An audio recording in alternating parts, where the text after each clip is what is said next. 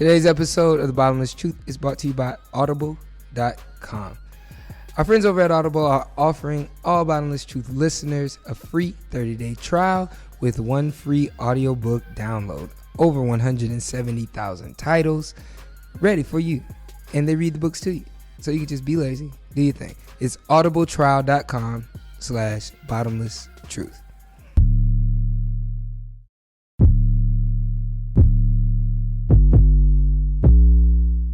You want answers? I think I'm entitled. You want answers? I want the truth! You can't handle the truth.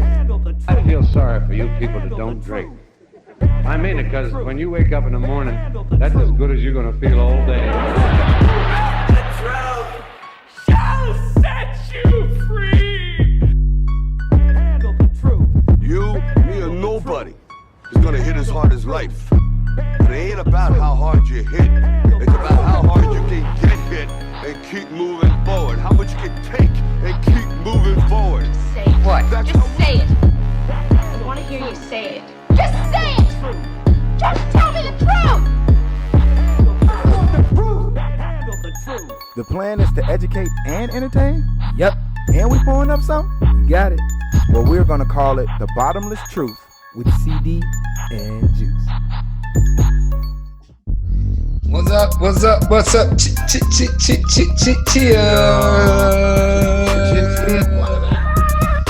Welcome in, world. You're listening to another episode of Bottomless Truth, CD and Juice. And today we have Insecure, man. We got the first 4 episodes. We're going to get right into it when we get started and dissect it like we normally do. If you're part of the Truth Crew, you know we've been doing Insecure recaps for quite some time now.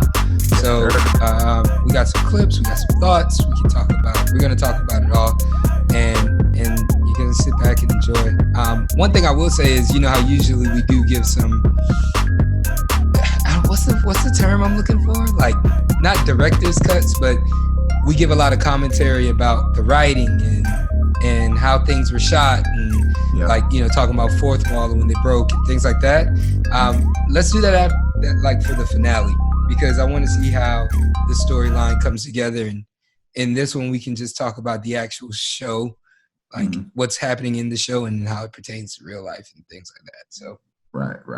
down with that? I'm down with that, bro. I hope the Truth Crew down with it. It don't matter if we down with it. I hope they down with it. Yeah, man. Part of the Truth Crew, man. My LB Wally, man. He's one thing this quarantine's done. He's been hitting me up for cooking lessons. I saw that on Instagram. Nightly. Yeah, I saw that on Instagram. Yeah, everybody is becoming a great chef. Yeah, man. That man just texted me and said, "You making me into a new Lee."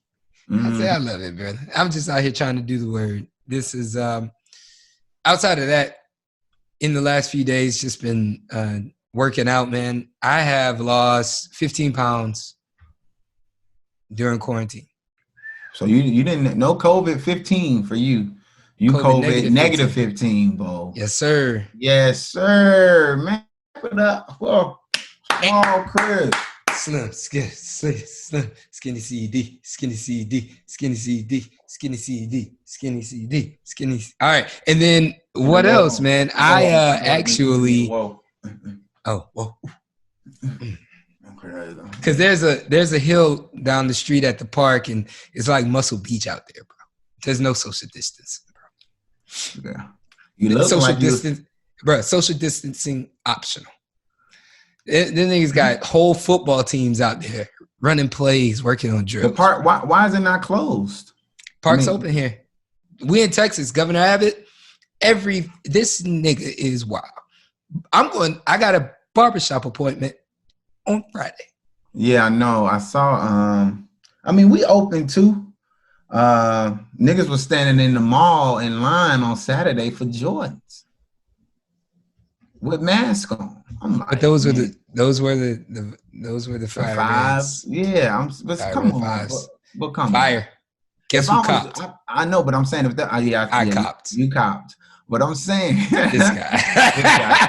But I'm saying, to me, I think that's a little irresponsible on Jordan's behalf, because I feel like if you're gonna get the shoe, nah, bro, you gotta get his money. No, I know, but I'm saying I only sell them hoes online. online. You can still get it. Oh yeah, I was about to say all the other ones were only sold online. That's what like I'm everything saying. else that's come out since COVID has only been online only. That's what I'm saying. So everything should have just been online, and he should have made sure that by no circumstance, our niggas are gonna put their lives at risk for a sneaker. You know what I'm saying? That'd have been great if he came out and said that and voiced Bro, that. First off, you saw the Jordan documentary. I'm That nigga currently basically watching. said, I'm currently watching. "Oh, that nigga basically said in the last episode, Republicans buy sneakers too. Sneakers too. Yeah, and niggas clearly niggas buy sneakers too. Niggas buy sneakers. It was nothing. Oh, they stimulus money. You think Jordan cares? Of course, clearly. Meanwhile, that nigga got on a pair of hush puppies. Yeah, that nigga got some Gators on. Stacey Adams with the parachute pants. That nigga get all his style from Hammer. I don't know who he dressed like. Everything is still so oversized. What do you think? Can he dress like Aladdin from the waist down? He does. That nigga do dress like that nigga on the Proud Family. The dude with the bag. The dude with the bag. The dude with the bag. Oh, Uncle Bobby. I don't forget his name. Yeah, it's Uncle Bobby. Yeah, oh, baby, you the nigga that sing everything. Yeah. Oh, Penny. Yeah, he had Penny, you gotta do better. He wore Steve Harvey jeans, tees, shirts. Jordan need a stylist. All that money, that's crazy. Who's styling him? Aladdin. We just talked about this. Yeah, we just talked about it. So I don't know, man. But the Jordan docs have been cool. They've been great. We got our wine. Yeah, we do. Hold on, wait. You said you had something to ask me though. Yeah. It was about so y'all know G was on the show last week. He's been on the last 3 episodes? Two or three, something like that. So this nigga called me today he was gonna pull up and he was like, this is not what I was gonna ask you, but since we're talking about G, I'm gonna mention this too. But he was like, hey man, I'm about to pull up. What you up to? I was like, man, I'm getting ready to record the podcast in a minute. He talking about cool. Am I on this episode? Or I'm like, nah, bro, you ain't on this one. Yeah.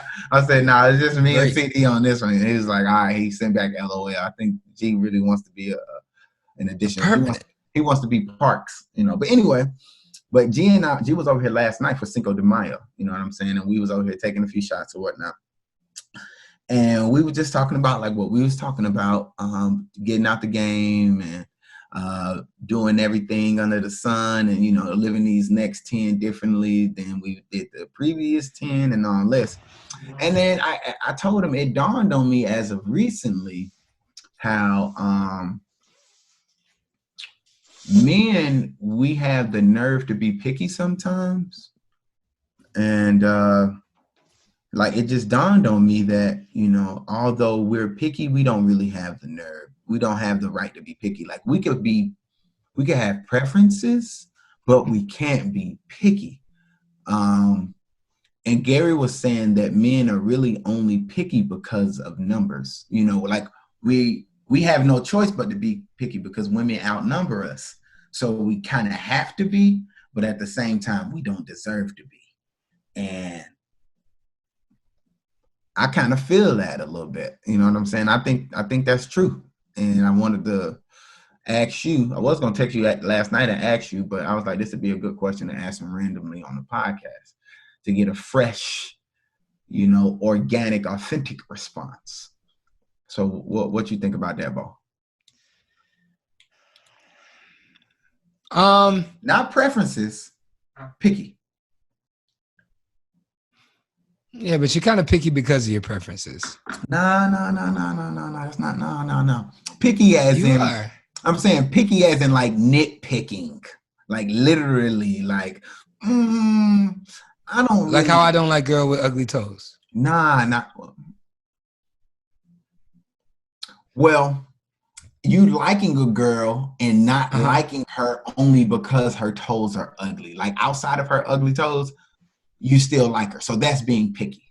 You see what I'm saying? Like, but saying I don't like girls with ugly feet is just saying I don't like girls with ugly feet. You know what I mean? But to actually have a girl you like and she doesn't have, and she happens to have ugly feet, but everything else checks boxes, that might be kind of picky, dog. Okay. You Are know, you ready? and I'm just saying. So I mean, what For you my ready for? rebuttal? Yeah.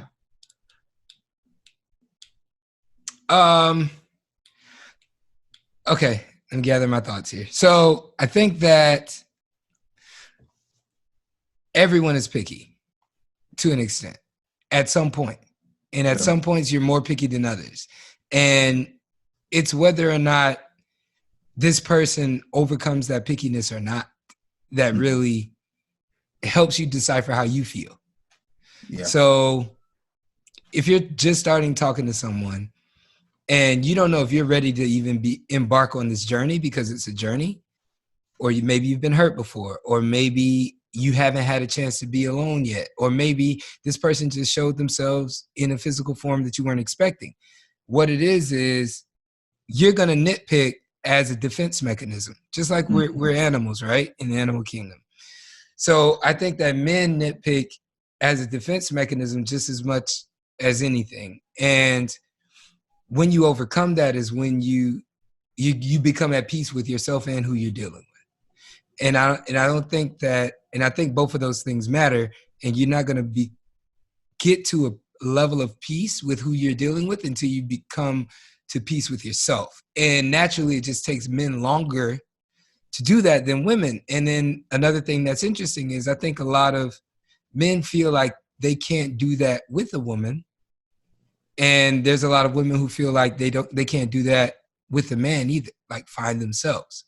If you talk about a lot of breakup situations, it's like, I didn't know who I was. Yeah, I needed to find myself, right? Right. So when it comes to us being picky, I don't necessarily believe it's a numbers game. I think in today's world, women deal with the numbers. Like if you're a beautiful woman, your numbers are 3-4 times that of a man anytime, right? Like, right, but majority of those men are trash anyway. We got not only do we have numbers, but majority of the women that walk into our lives or want anything to do with us, they're good women. yeah, I mean, sure. That's what I'm saying. That's what I'm saying. But that's why I say it's also a defense mechanism, because you know that they're good women and you're still making these random excuses that even don't make sense at sometimes. Most times. To protect, to put a thought in your head that I don't need this. Mm-hmm.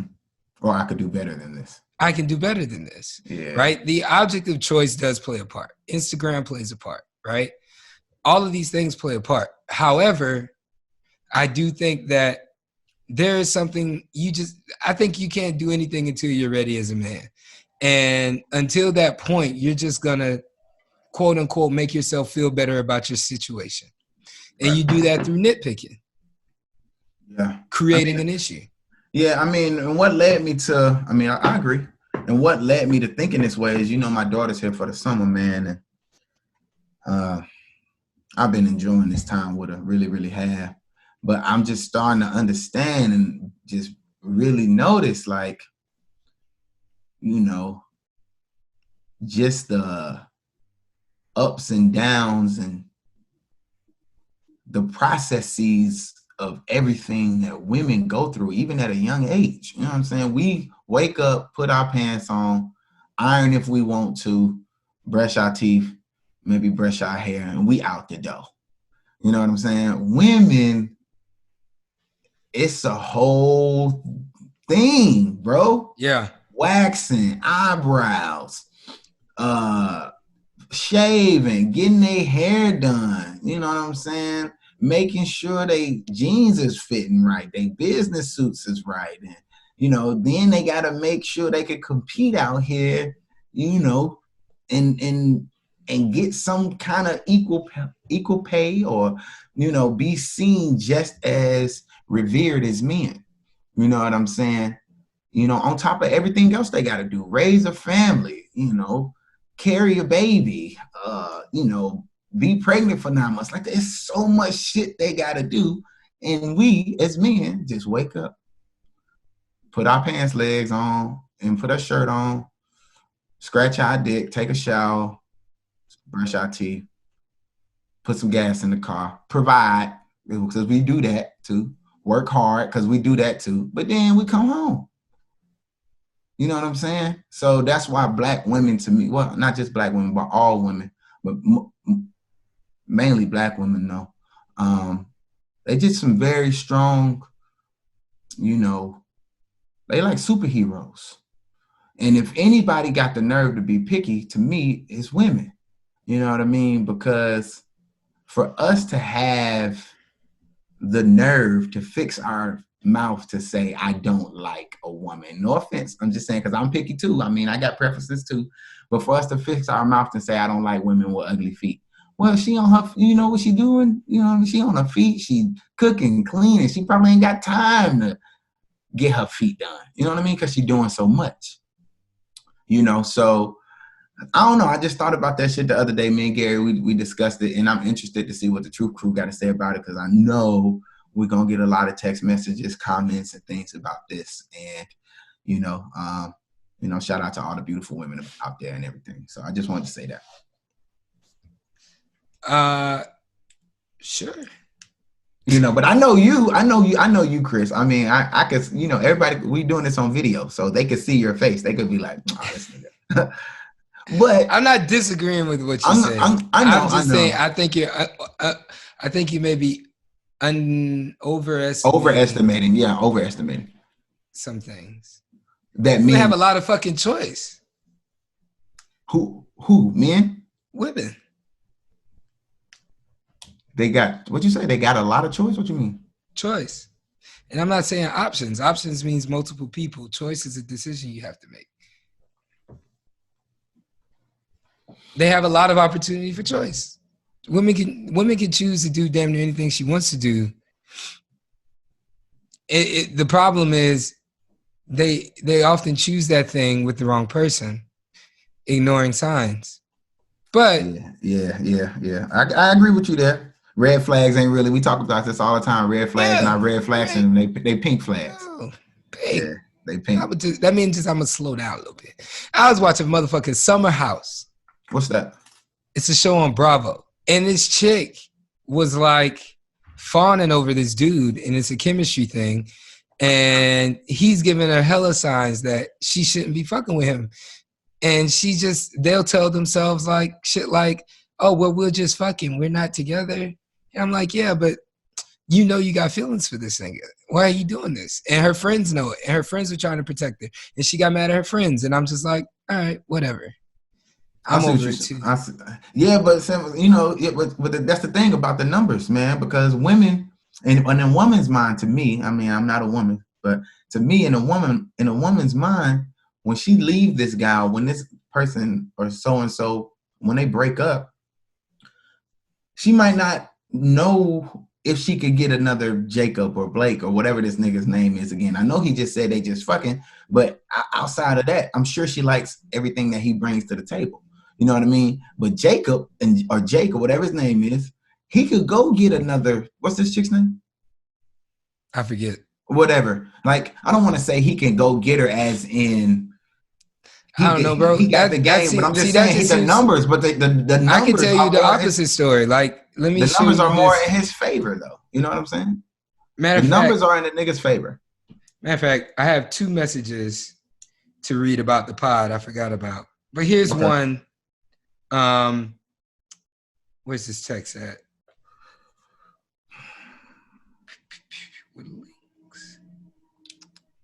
Oh yeah, sorry we got our hats on today, man. I mean, I could get some baby dreads right now, baby. I can get some little babies. So listen to this. Rolling up. Listen to this, and this is kind of what we're talking about. Okay. It's called A Short Story. Here we go. I'm deeply in love with my wife, but for several years now, I felt the need to see other women. I'd never cheat, and so I've bring things the idea of an open marriage with her. She flat out refused it at first, but I've persisted, and she gradually came around, and with the understanding that we tried for 3 months. We set ground rules on how many and which nights per week we can each be out, so one of us is home with our kids, I think that's supposed to say, and that we have to be transparent and upfront about what we're doing and who with. Just the first name, general description, how we met them, and how far we're going with them. Well, long story short, for her, it's been a big success. It shouldn't surprise me. She's gorgeous. And for what last year has been working really hard on her body. Anyway, she's out virtually every night on her allowed schedule Fucks and it. is seeing several different men of different ages and seems vibrant and alive in a way I haven't seen her in years. For me, it has not worked out all that well. What I imagine were potential hookups turning out to be more in my mind than in reality. I've been trying to meet someone online, but haven't found anything that excites me. Meanwhile, she is out until the early morning, several nights a week, or often not coming home until noon the next day. And quite honestly, it's making me very jealous. I've told her that, and she's pointed out that this was my idea. Yeah, And I was we about to had say, and agreed- I was going to say that he brought this shit to the table, didn't he? Wait.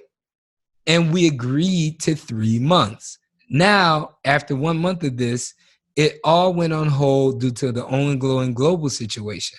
Although she is texting and exchanging pictures with her partners, she maintains that our agreement should continue and include 2 months after we can all start going out again. Wait. Hold on, wait, time. This shit going on right now? Right now, Fungal. Right now. Fungal This right is on now. Reddit. This is on Reddit, and it's Reddit. They worried about fucking other people doing the Rona? No, they paused it. She's saying, he's saying he's like, it was 3 months, so I should only have 2 more months. Right. And she's but like, she's saying, yeah, it's been on she's pause like, for no, the we Rona. can keep texting and talking to folk. Yeah. And then when it's over, that's when the clock restarts. Yeah, that's when it restarts. Right. Because really, we on the running clock right now, and we got to pause. You know what I'm saying? Right. Because of the global pandemic. I got you. She maintains that our agreement should include 2 months after we can all start going out again. But I think it should expire after the 3-month period we originally stated. But regardless, she's clearly going to want to keep doing this. And I'm torn between how much I am hating this and how much happiness it's bringing her. So you saying women got options? Women always got options, bro. Yeah, but no, Chris, think about this. Always. The man still wins in that situation. Maybe not him. He's not winning, but the man that's fucking is winning. No, bro. That doesn't matter. The matter is there are 2 equal parties. There are 2 equal parties that were like, we both have not dated. We're going to start dating. Right. And we're now in the same new age, and we're both just going to start dating. One of those people has been with 7 people, going out nights a week, texting different people, showing pictures.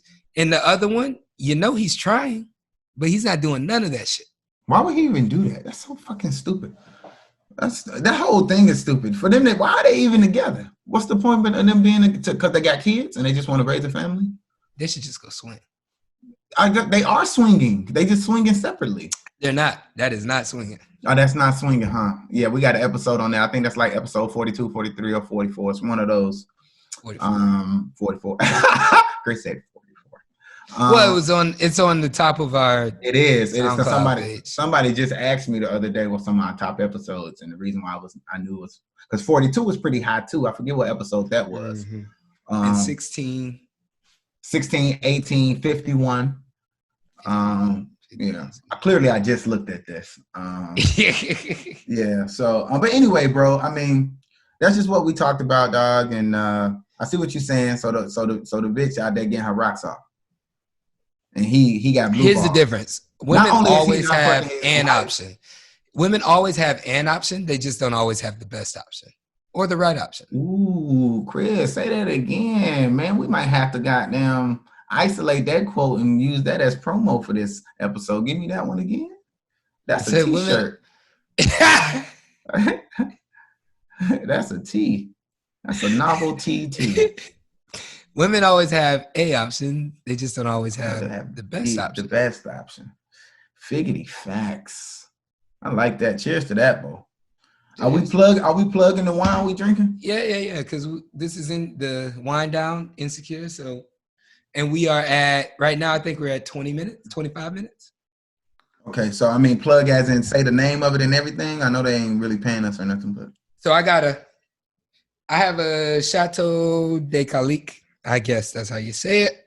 Chateau for 2015. It's a 2015 Bordeaux from Calic from France. Mm-hmm. It's good. It's good. And this one is 60% Merlot, 25% Cab Sauvignon, and 15% Cab Franc. 14.5% alcohol by volume. Comes from the Mason Riviere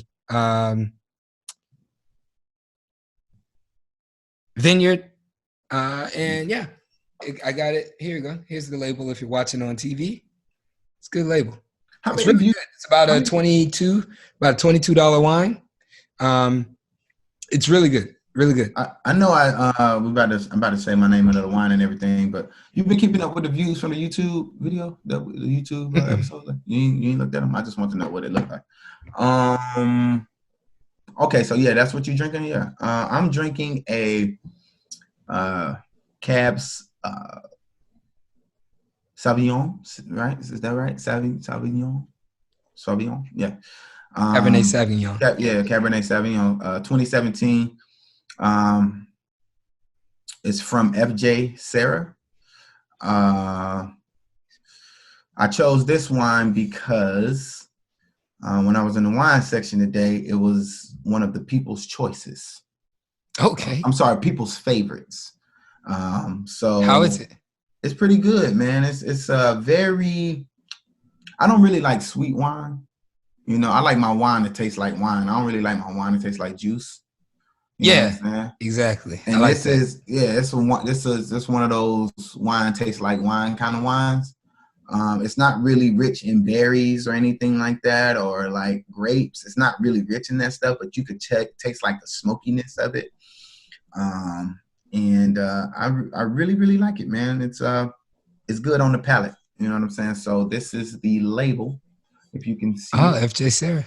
Yeah, FJ Sarah. It looks like a wine from Game of Thrones. Yeah. And it's 13.5% alcohol. So nice. You know, that's pretty good. I had like a grape juice wine this weekend. It was called it was a Lambrusco. And man, that shit tastes like motherfucking Welch's, bro. Like, no lie. That shit tastes like Welch's for real. So, but yeah, man. Shout out to the wine. And man, my man, we ain't always got to drink beer and liquor all the time. You know what I mean? Sometimes it's good to stretch yourself and drink something other than bourbon, Jameson and Crown, whatever your drink of choice may be, Hennessy. I'm telling you, wine is like jewelry for women. You know what I'm saying? Wine is like a lady's best friend. You know what I'm saying? So if you could sit down with a woman and could talk wine talk vineyard talk, you know what I'm saying? Use the right terminology. Ask her what grape she likes. Yeah, don't be like, what kind? You know what I'm saying? What grape do you like? And then if it's a blend like a Bordeaux, understand that it's a blend of different things.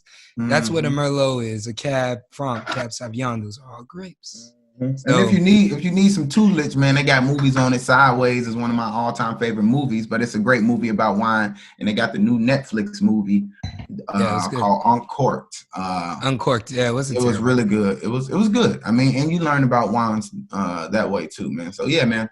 Start drinking more wine, fellas. It's good for the heart as well. All right. I want to start the Insecure, man. We're back in Insecure. We got season 4. If you remember last season, just a little recap.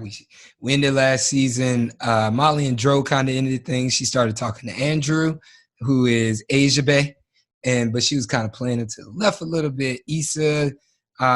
Issa and Lawrence had like a moment there after Coachella, but they kind of still went their separate ways. Issa's life was falling apart. She moved out of what's his face's house, Daniel's house, and just started the job working as the property manager at the apartment building. So she's on her own, got her own place to stay. She quit We Got Y'all, and after she quit We Got Y'all, she got an idea to throw a really good block party in Inglewood for the city and for the neighborhood. And so she also was talking to, what's his name? Lith Bay. Yeah, is it Nathan? Nathan. So she was talking to Nathan. Nathan was a barber. They were vibing. He left. He came back. They just kind of agreed to end things. And he just bounced. Remember, that nigga left. He went ghost. He just went. I thought he came back.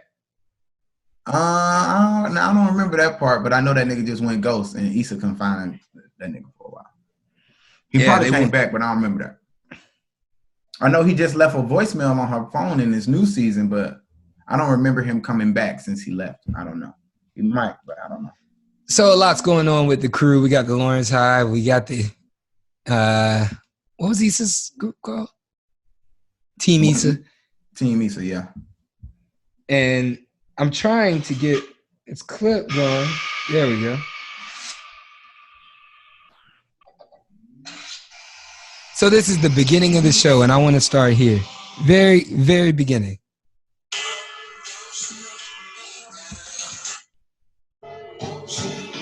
Okay.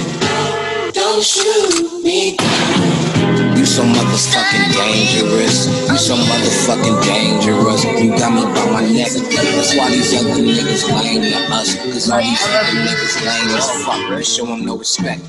On the afternoon of July 23rd, 2019, 26-year-old Latoya Thompson walked into a Red Lobster on Crenshaw and Century.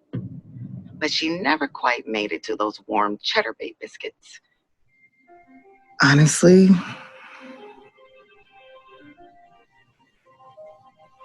I don't fuck with Molly anymore. What happened? Who's responsible? Did anyone see this coming? Could anyone have stopped it? So that gave us some foreshadowing into what's happening in the season. Mm-hmm. I don't think I ever noticed that. But when it happened, I was like, is this a dream? Is this live? I don't really get it. Was this particular scene brought as the very first thing that we heard in the season as foreshadowing, or was she saying this before a lot of this drama went down? And this is just how she feels, and that explains her actions as we see them unfold the next few episodes. No, I think it's definitely foreshadowing. I think. Okay. Because if it's not, then she's doing an amazing job of playing it off like she's really fucking with Molly, but she's not. I think it's just a series of events, and you could just tell the way the season is progressing. You could just tell that, and it's time for Issa and Molly to have a little friction. You know what I mean? Because that's the next thing. I mean, like when we can't talk on it as much, but female friendships are different than ours, right? And so there's a lot more understanding about why people do what they do, a lot more analyzing someone's actions than in male friendships. Male friendships is more, we kind of just talk about things that are happening in our lives. We're there for you if you need an ear. But they put a lot of value into the love of a friendship. And if they feel betrayed, it's almost as if they can't go back. And whether that's betrayal through words or betrayal through actions, it's a big deal. So that kind of sets the stage for the rest of the season so far. And we got some other story plots and storylines to dissect, but like this is clearly the biggest one of the season. Also, you have Condola. Our condolences. Oh, yeah. That's when I heard that name, I was like, what is her name? Is it Condolences? But it's Condola. Condola. Like, who would name somebody Condola? I don't know. Bro, that's a funny name. That's Condolences. Condola. Can you imagine like somebody, you know how hood niggas be like loud and wrong and somebody died? Can you imagine nigga be like, hey man, I'll condole with you and the family, bro. I'll condole. That's like a nigga knowing the word condolences but not saying it the right way. I'll condole to you and yours, bro. For real. For real. Dolable. I'll condole, bro. Dola, bro. You know what I'm saying? Dola. Somebody might be like, what are you saying? What? Are you Dola, saying bruh? It's condolences. Oh, shit, bro. Shit. You know a nigga ain't know. Hey, man, Shit. Dolo, bro. We got a problem, pussy ass nigga. I said Dolences, pussy ass nigga. Yeah, that's more likely what they'd say. Dolences. Hey, Dolences. Oh yeah, Dolences. Dolences to you and Dolences. yours, bro. Dolences, bro. Dolences. I heard what happened to little goddamn Leroy, bro. My fault, bro. That nigga was a good man. Dolences. Dolences. Dolences, bro. Dolences. So this interaction was pretty interesting. Persuasive tactics, Condola. And This is apparently, Issa and Condola you just need talking to in smile, the give a office. friendly, consensual touch, maintain eye contact, and repeat the person's name, Condola. I have never liked you less. Really? Oh, man, Condola. I feel like you seem nervous. You need to try to focus on why these people should trust you. What makes you special? No, that makes sense. A quick follow-up question. What would you say makes me special? You're not going to answer? Everything. Okay, I'll take that. I just can't get over the two of you. Look at my baby bringing folks together from the womb. I mean, technically, See, that was at the the first same time. time. She said that? Well, first of Right. all, where have you been hiding this amazing person? She's great. Right? Where has this fine fashionista been all of my life? I mean, look at those shoes. Condola, did you buy those for her? You play too much. She playing. Ooh, these are beautiful. Did these come from a client? Yeah, from the new Boo account. Well, I guess actually, her baby brought us together too. Uh-oh. What do you mean? Oh, that was a good I didn't even catch that. Hold up. Are these flowers from that one guy you went on the one date with that I thought was a total wash that meant nothing at all? Yes, Hashtag him. bad friend. It's, I don't know if I told you, but I actually met him. Hashtag. Baby shower. Yeah. Tiffany got to tell her. She got to tell her. No. Really? It's not her place. There though. weren't a lot of men there. Was it a tall loser named Joe, maybe? No, his name is Lawrence.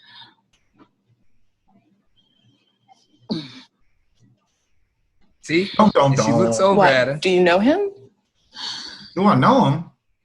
He just had my pussy in his mouth for the past 5 Jen and minutes. Lawrence are exes. They dated. They were a couple. They were together. Now they're not.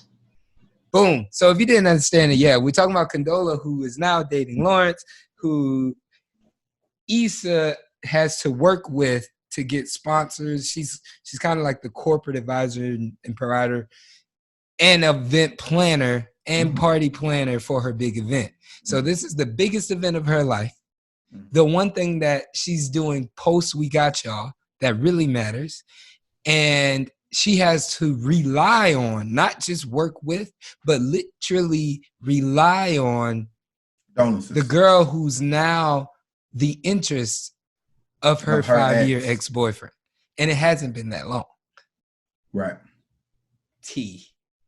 Yeah, I mean, But the shade there, like you said, you didn't catch when she was like, I guess your baby brought us together too. I ain't catch that first episode. I'm thinking the That's baby why I wasn't the think, baby. But bro, that's why I baby. said Tiffany owes Issa an apology because she should have said something. Because the only way they met is because of me. Is these hoes for everybody though, Chris? But I'm saying it's two different things. You don't think Tiffany introduced Condola to Issa? Obviously she did. Because she was like, where have you been hiding her? So Tiffany, knowing that Condola went on this one date with Lawrence and that she's working with Issa on the most important thing in Issa's life, didn't Tiffany feel the need to bring that up. Yeah, but Tiffany ain't even that kind of person. She's so into herself. I mean, that character, like Amanda Seales is playing the shit out of that character, and Tiffany is just so fucking into herself. It's ridiculous. I don't even know why. She's probably the worst friend out of the pack. All the friends? Out of all the friends. Yeah.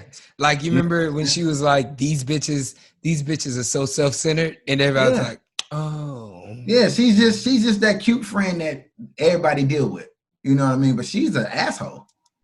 You got some of them that hang with those friends because they always the cutest one. But when they go to the next group, they not the cutest one. They not the cutest one. Big facts. Big facts. But yeah, man, so I think what do you think about that though? Do you think because I know I was dating someone once and we spoke about that. Like, although Issa and Condola aren't friends initially, but would you mind if one of your homies dated an ex of yours? It depends on how serious the ex was, if the ex and how close the homie is. Because my thoughts on it are that what's going to end up happening at some point is we're going to all be together. Yeah.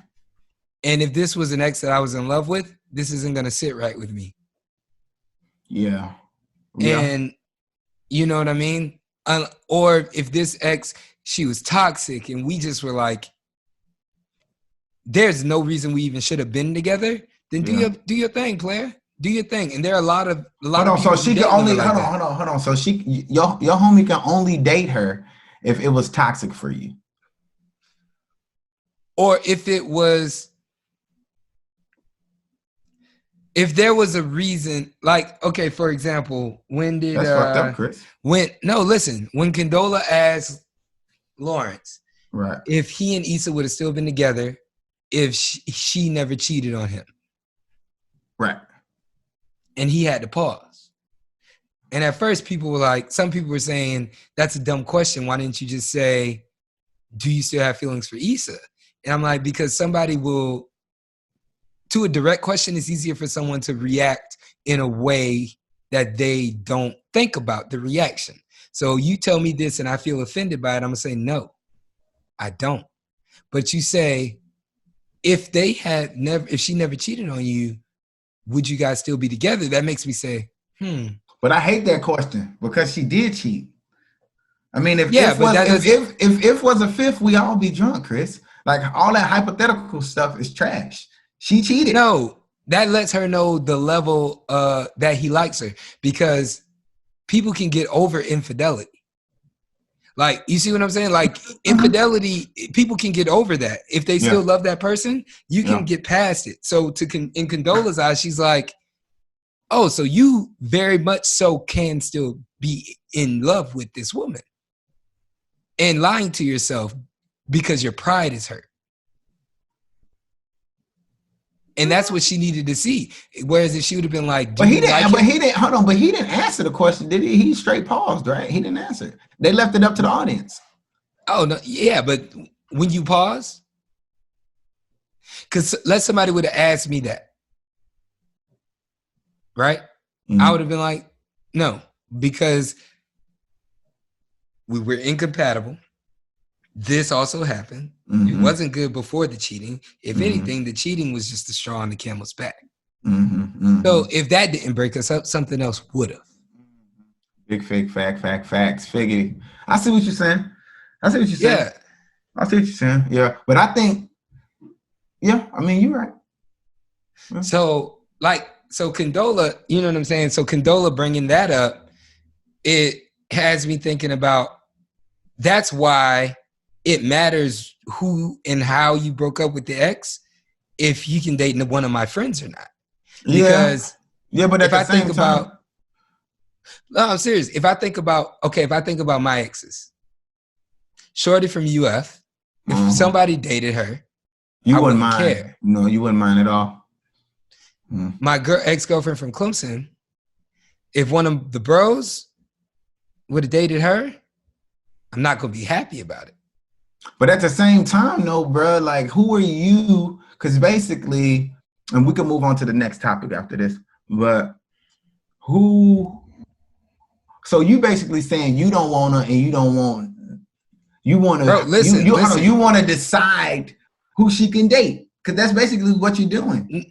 You're deciding. No, that's twisted. You're deciding who she can. No, listen, because if she wants that's taking the effect of a cause. I'm not deciding who she can date, because she can go date literally anyone but this group of people. So that means you're deciding it. Deciding would say you can only date this type of person, this very specific type of person, or choosing a specific person for them. You can do whatever the fuck you want. Just don't date someone that, in the sense that you're going to have to see me for a lifetime. Because that's what's going to happen. You can't say you can do what you want, but then you can't do what you want. Doing what you want is totally doing what you want. No holds barred, no restrictions. Okay, I mean, if you want to look at it like that, but if you think about the level of restriction is far lower than the level of control. Oh, if I were to go the opposite way. I agree with that, but that still doesn't mean anything, because all I'm saying is they don't. Here's the thing. Like your ex. Here's the thing, Ray. Your ex don't owe you nothing. But here's the thing. She's not saving my feelings, right? I'm not going to be hurt that she's doing this. It's not going to sit right with me.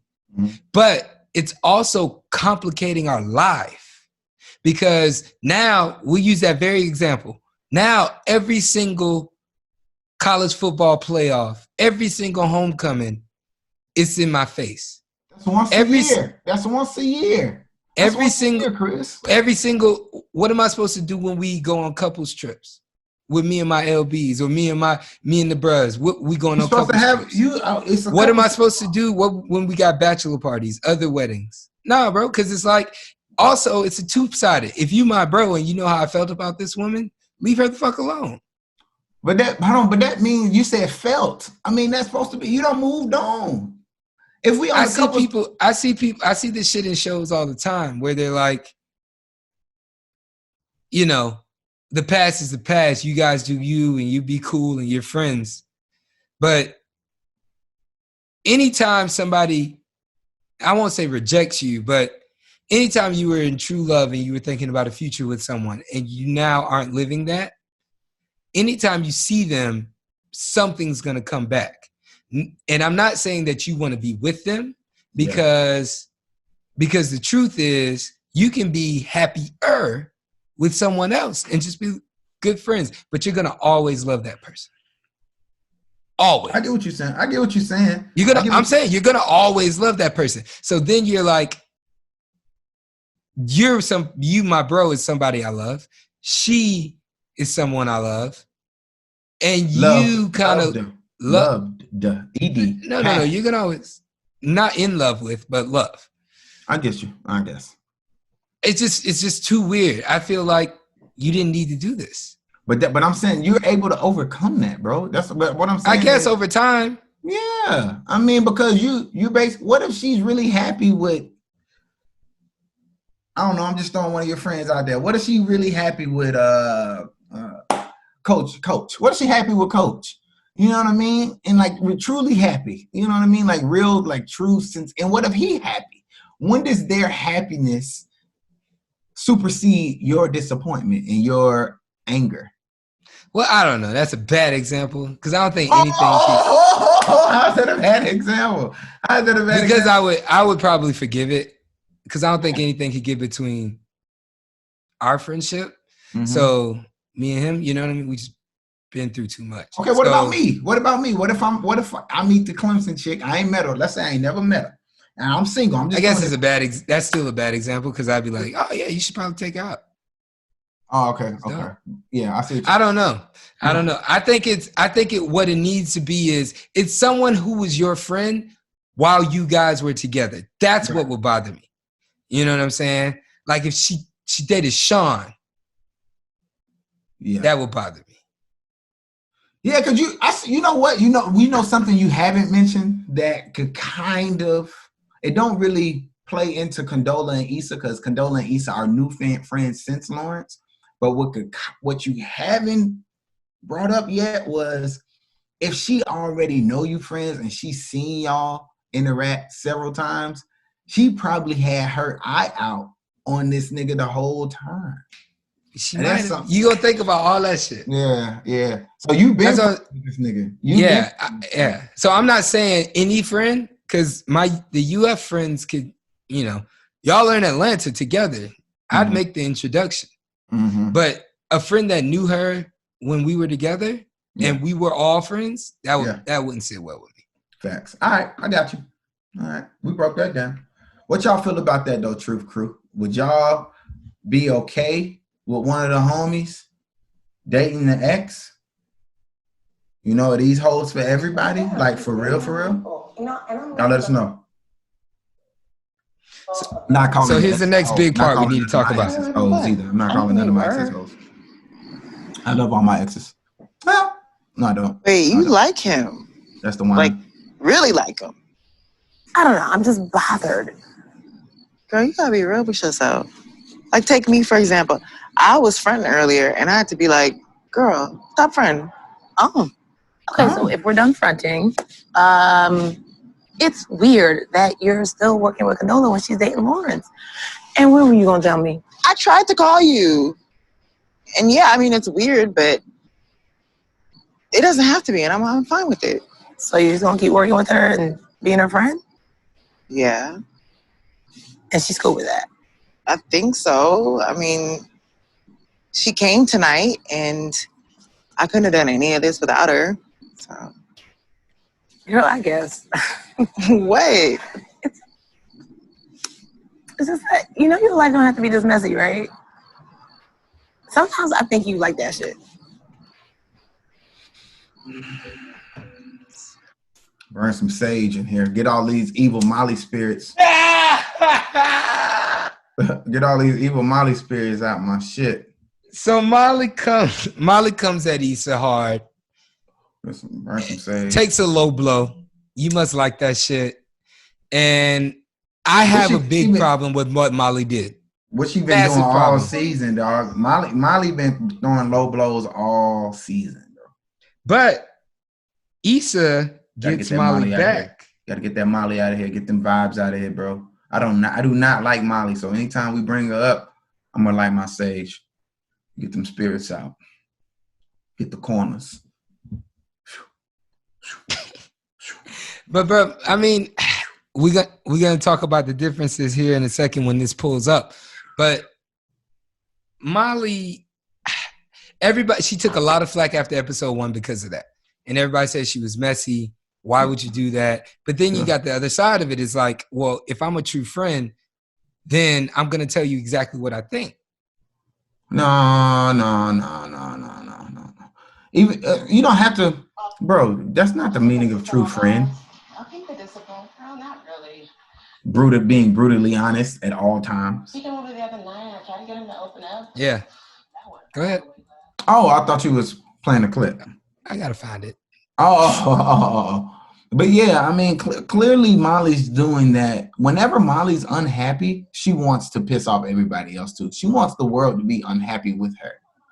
You know what I'm saying? And the thing is, Molly is always unhappy. So her interactions are always tense interactions. Okay. You know what I mean? Because you give off the vibe according to what kind of spirit and what kind of vibe you're in. And Molly always dealing with some kind of tension. So whenever she talks to Issa, and whenever Issa bringing up issues about Lawrence, or whenever she bringing up issues about TSA Bay, or whoever Issa fucking with at the time, Molly always got some dumb shit to say because of whatever she got going on, because her and Asian Bay ain't working off good, or she getting a lot of attention from the men at her job, and you know what I mean? She got a lot going on with her dad. You know what I mean? So she got a lot of issues going on with men, whether it be with family or whether it be with her love interests, that whenever she communicates with her girls, she's frustrated when everything is going well with them, but it ain't going well with her. So she wants to rain and shit on everybody else's parade. And I just don't like it because I don't like it at all. You know? Agreed. And it sucks when when a woman of Molly's stature does something like that, because it seems that's a personal trait, right? Yeah, but I'm saying it seems very condescending, and it seems very I'm above you, because Molly's an attorney, she's a lawyer, you know. Yeah. And Issa, she works. It's natural to feel that way though. Yeah, but Issa works for a nonprofit, so that's literally two ends of the spectrum. That's what I'm saying. It's natural to feel that way. That's coming from a corporate America guy. Yeah. So I'm saying, like, it could be seen that Molly's just shitting on you because she feels like she can. You know what I mean? Like, I'm going to get this parking space, bitch. You work for a nonprofit. You better park up the street and you better walk to the house. She's being bitchy. But Issa got her back. Issa got her back. Next episode. Oh, she did. Oh, that's right. She did. She did. I tried to get him to open up, but that went all the way left. He just walked out. So I don't know. Damn, girl. No, nothing. Say it. Nothing. It seems like you always finding a problem. Sometimes I'm like, do you want to be happy? I'm sorry. Aren't you tired? Because I'm tired for you. That's more valid though. That's more valid than Molly's issue. So I like the way Issa brought it up. Yeah, right? that's more valid than Molly's She's issue. very calm, everything. But here's the big difference. The big difference is Issa brought it up on Self-Care Sunday when they were out on a hike. Molly brought it up moments after one of the biggest things that have ever happened to Issa happened. Right, Moments. but it ain't even about that. I mean, yeah, it is. It's 100%. This girl was so happy about this event. This is like her big day. And you want to come and rain on her parade then? That's the problem. If you wanted to have a conversation with her, you call up tomorrow. Hey, girl, let's do brunch. Here's what I want to know. How are you really feeling about this Condola situation? And you talk through it. You don't shade it out. It's like, oh, my God, I have this great moment. And she's immediately like, yeah, but you're going to fuck it up. And here's the shade. And that was my problem. I didn't have a problem with what she said. I don't even have a problem with how she said it. I had a problem of when she said it. I don't have, that's not even my problem, although that makes perfect sense. My problem is what Molly is tripping over is kind of out of Issa's control. Issa didn't know Condola was dating Lawrence. They was already working together. Yeah, but it's like, but here's the thing. There are mitigation steps, bro. There are mitigation steps. And that's what Issa didn't do. Meaning when you're presented with new information, you have to reformulate a different opinion. Is it okay for me to work with her? Yes. However, if this job is going to get done, there are certain things that have to happen.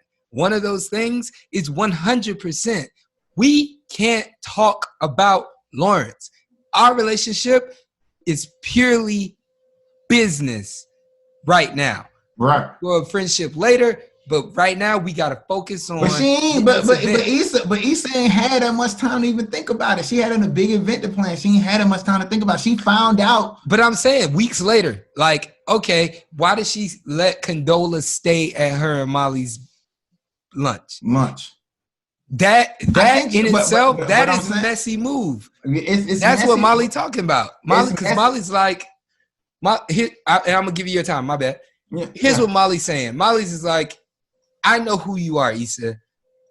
When you think you find a friend in someone, you're gonna talk about everything. You are awkward as fuck. You can't keep something purely business, so you're gonna make it messy. And by the way, sometimes you got to save yourself from yourself. When Condola came to lunch and her and Molly were meeting up to talk, and after they just had this very tense conversation, and Issa's like, oh, girl, you could just stay. That means that you're overcompensating to make this very awkward situation even more awkward. Not awkward, which in turn makes it more awkward. I get that, but at the same time, like you said, you could look at it the other way, and what Issa is doing is to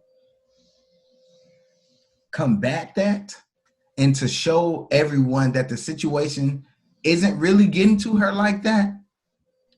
Then, Condola stays, which is what Issa decided to do. Hey, eat lunch with us. Girl, it's cool. We worked on this event. Boom, boom, boom. Because to be honest with you, the only person who's making it fucking bro, you can have lunch with Condola. You can't have lunch with Condola and Molly. Because when you and Molly have lunch, you're talking personal shit. Molly got the issue. Issa ain't got the issue. No, but the thing is Condola, if you're talking personal stuff, one of the personal things I'm dealing with. That means we're not talking personal today. That we just not talking personal today. You can't. That's the thing. That's why Molly mad. Because Molly's like, I'm here for a reason, bitch. I'm not here to talk fucking pleasantries with you and this chick that I don't know. Not only I could be at work. She's a lawyer. You know how hard it is for her to get off for lunch? But she's Molly, there to talk about some real shit. Molly don't even like Condola. That's what I'm saying. What if you, Molly, if me and you meeting for lunch, right? And I'm like, yo, we got to get to the root cause. If I'm like, Juice, we meeting for lunch. Right. And you going to be like, nigga, what? You got a job? I got a job? No, but we meeting for lunch. Okay, some shit must be going on. And I'm like, we just had this scenario. I want to talk to you about, maybe I want to talk to you about a situationship I got going on or some things at work. And I'm going out of my way for this lunch with you because you know me on a different level. So I want to talk about something. And then one of the things that I probably want to talk about walks up and you're like, nah, let's just invite this person here. Then now we can't talk. So you and I, we can't hash out any beef. I can't get any guidance from you. Like that is over. And okay. We just wasted time. Call me tonight. We just wasted time and you bought the problem here. Your problem. That's what I'm saying. It's my problem because it's gonna be your problem. But what I'm saying is Molly been egging Condola since she met her. You know what I'm saying? Molly been giving Condola the cold shoulder because she acting like Issa won't. She acting like she think Issa's supposed to be acting. Isn't that what best friends do? I just told you a story at the beginning of the pod. The girl best friends went up to the dude and was like, you got to stop fucking with our friend. She doesn't understand what you're doing to her because she is into the chemistry. Right. So but best friend, is she not supposed to do that? But what I'm saying, yes, you're right. And you're only right if the best friend agrees with everything you're doing. If Issa tell Molly it's cool, then Molly, it's cool. Relax, let your guard down, and then you turn up when I tell you to turn up. Because really, I want to tell you everybody this. I'm not on Molly's side. You on Molly's side. Team Molly. I'm telling you guys. This is a good ass. I'm telling the truth crew. I'm telling the truth crew that it just, I don't know. Team Molly. I think that Issa does so much to avoid awkwardness that she creates it. And sometimes as an adult, when you that age, you gotta face shit head on. I see. But you're right though. I mean, you're right in this regard, because later on throughout the season, as we see, it is a problem for Issa. Huge. It is a problem for her. Why is she talking about him running track in college? Yeah. And telling jokes. That's why he like, and he's saying the same thing. He's like, why the fuck y'all talk about he said, what else y'all say? Right, because here's one thing, and here's one thing I can agree with Lawrence on. Lawrence is like, I'm presenting myself to Condola in one way. I'm a different man than I was when I was with Issa. Mm-hmm. I want Condola to know me for what I am presenting to her now. Yeah. As soon as you start bringing up the past, it becomes cloudy. And that's how I behaved with you. That don't mean that's how I'm gonna behave with her. So what? I put mustard or mayonnaise on my fries, bitch. Okay, but it's a real thing, man. Men will get to a lot of men, especially like Lawrence. They will be in a very dark. If you're type A, he's clearly type A, clearly, and you're not making it. It puts you in a very dark place. Unfortunately, everyone around you has to deal with you in that dark place. So when you come out of it and you're like, I learned this lesson, I'm not going back to that place no more. I'm presenting myself as this person to this woman that I really care about. I don't need you taking me to that dark place again. And that's all she's going to do. And I think a lot of people are going to listen to the pod and say, yeah, but he shouldn't have been in that dark place. But what I'm telling you is dark places happen. Fuck you mean? They happen for everyone. Yeah. And anyone, when Issa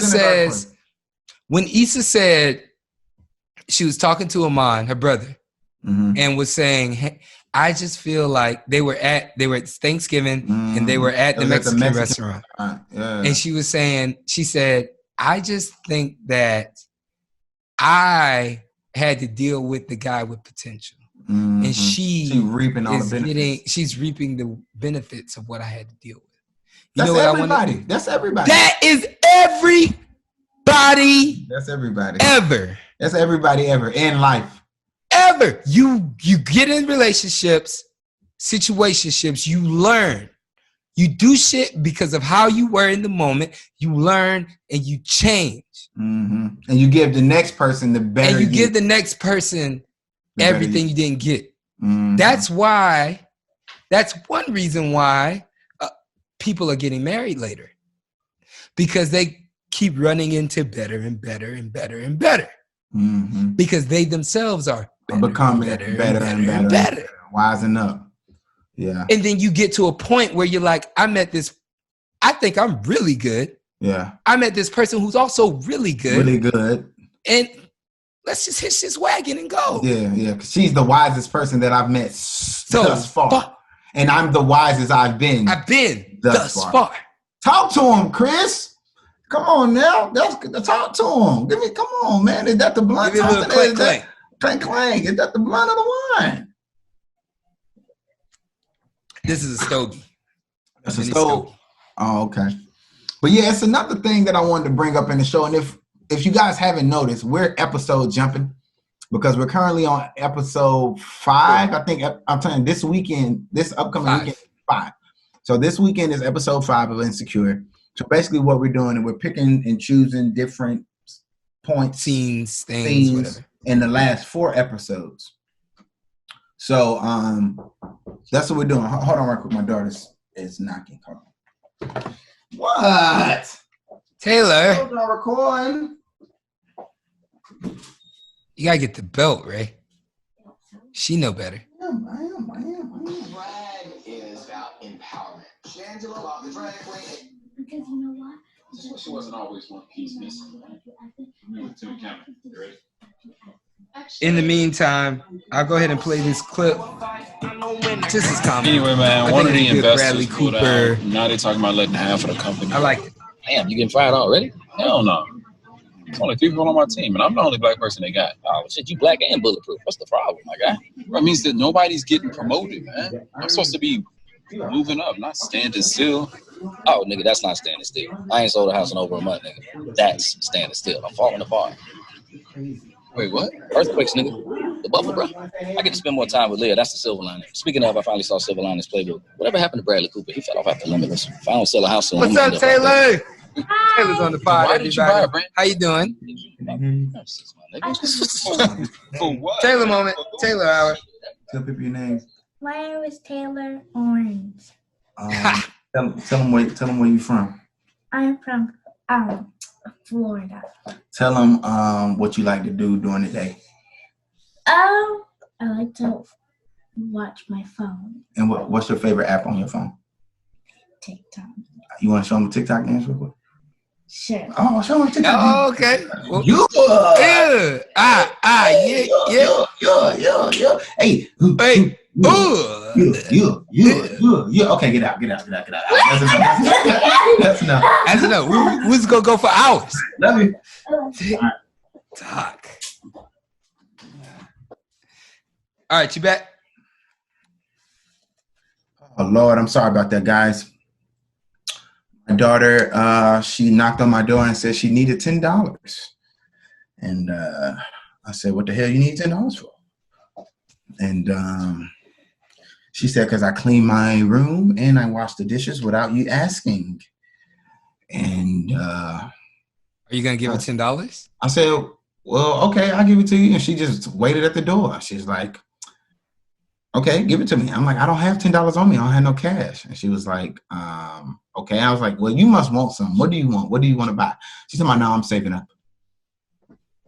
That sounds like her mama's getting to her. Yeah, man. So, So my daughter just got me out of $10. So that's that. But yeah, man, that's Taylor, everybody. That's my daughter. She will be 10 in October. And 10, she just kicked the renegade dance on y'all boys. Just that's all she do, bruh. I told y'all that I feel like I said that on the last podcast. Yeah. All she do is fucking dance all day, every day. She just TikTok all day. And I'm supposed to take her phone. I'm supposed to take her phone at 8:00. But I've been recording the pod, so I guess I'll let her have it for a while. It's 9:05, but I take her phone every day at 8 because if I don't, she'll be up to like 2 a.m. All right, but what was we at? My fault, y'all. I think we can go to another topic. Okay. So Lawrence and Condola, interesting right now because I think this is something that we're dealing with. I won't say dealing with, but this is a scenario that we're in more often than we're not. And we can piggyback. It's Lawrence and Condola and also Molly and what's his face? What's Asian Bay name? Not Daniel. What is the Asian Bay's name? Andrew. I was just gonna say I was gonna say Rock Nation. Asian Bay. Live Nation. Live Nation. My bad. Live Nation. That's right. Maverick Carter. Mm-hmm. So Molly and Andrew, they said they've been talking for about 2 to 3 months. He was riding in the car with her one day. She said, when do you want to hang out this week? And she said, how about Friday? And he was like, I'm busy. How about another day? She was like, oh, what, you got a date or something? And he was like, she's like, oh, are you dating other people? And he was like, aren't you? And she felt some type of way about that interaction. I think that today's world, you have to, when you're progressively dating someone, especially when you have a woman who's put together and beautiful and all these things, because she has a lot of options, right? Or a lot of oncomers. At least you would think so. Yeah, but I think it takes longer than what we originally thought or what it used to. And for us as guys, or even guys, women, when you talk to a guy and it may take him longer, but I think a guy really likes who he likes. The progressive dating thing is different now. It's like you have to date, then you have to court her, and then you have to exclusively date, and then you could potentially get in a relationship.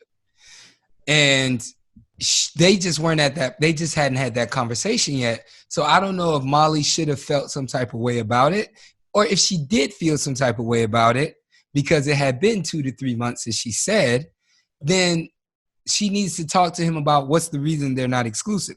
Is it because he just trying to get his rocks off? Is it because they hadn't talked about it? Is it because he thinks she's doing the same thing? Is it because he's actually analyzing 1, 2, or 3 people and determining who he wants to be with? And I think that matters. Yeah, he fucking somebody else too. Right. I think that matters for women. Women need to decipher that before a guy. For a guy, I think if a woman tells you that she's talking to or engaged with multiple people, you have to kind of run your race, and then she will in turn show you signs of where you stand. Facts. Now, also too, you're not gonna get. Most times, women ain't gonna be talking to multiple people, so that ain't really. Because Molly ain't even talking to multiple people. I don't know, bro. Because I think like one of my homegirls who I've talked about before said to me one time, she was like, when you first start talking to someone, here's some of the steps are, okay, I'm talking to a group of niggas. I got to see which ones fit into what bucket. Then if he's a boyfriend-husband bucket, I need to test it out to see if he's worth me dropping my other niggas. Is he going to be consistent? Is he, do I see a scenario where my feelings continue to grow? Do I see a scenario where we build chemistry? Can I see a life with him? If that's the case, I'll drop my other niggas, no problem. But I have to know, I have to see something before I can do that. And you as that nigga, you have to have patience. Facts. I agree with that. Totally. I agree. I mean, I no rebuttal with that at all. But when I say, I guess what I meant was bitches ain't fucking multiple niggas at once. Usually no, yeah. Usually no. Now that is true. Right. So I guess to me, if we fucking, that let me know where I stand. If we and fucking, if they, I don't know, but if they are, because there are women who will fuck multiple niggas, but they do it. Yeah, they have their favorites. They have their preferences. They have the guy that they would rather fuck. But if he's not, if he ain't stepped up to the plate, if he ain't telling her what she needs to hear, what is she gonna go to the bad boy who dicks her down? She go to the dugout. She go to the dugout. She call in the closer. Hey, she call in the closer. Safe. Hey, that safe clip. That's Juice. That's ring. Oh, y'all need me? Y'all need me? Bottom of the what? What is it? Bottom of the 7th? All right, I'm on my way out. I think we need a righty. Get the John Rocker music going. Yeah, then the crowd go, wow. Wow thing. You make my heart sing. You know what's crazy? Women not gonna know nothing what we're referencing. Women, we totally lost them. We're talking about the closer at the end of the game when your starter. You don't got a mansplain, bro. Okay, but hey, I mean, you guys. What movie was that with Charlie Sheen? Charlie Sheen before he Major League. Major League, one of my favorite movies. I know that movie. I think I know every word to that movie. Forgive me. Major League is a great movie. Give him the heater. But I mean, you're right though, bro. I mean, you're totally for bet. You're totally right. Yeah, I mean, I'm just saying. So you got the Molly. Why did she felt some type of way because of that, and then she realized they had not had the exclusivity discussion, so she can't be mad. She can't be. So, but isn't that crazy though? Isn't that crazy that exclusivity takes a discussion?